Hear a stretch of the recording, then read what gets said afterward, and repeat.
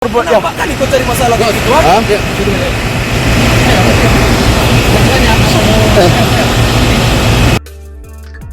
Sosok anggota Brimob Polda Riau viral adu cekcok dengan sopir truk karena bela istri serobot antrian bahan bakar minyak. Dalam video yang beredar disebutkan bahwa istri anggota Brimob ini langsung menelpon suaminya hingga terjadi cekcok antara Brimob dan pengendara lain.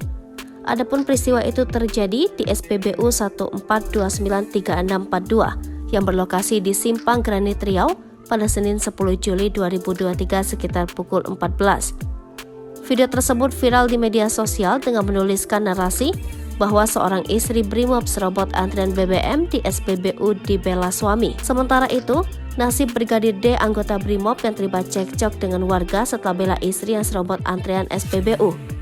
Melansir dari Kompas, Dansat Brimob Polda Riau Kombes Roni Lumban Gaul angkat bicara terhadap peristiwa tersebut.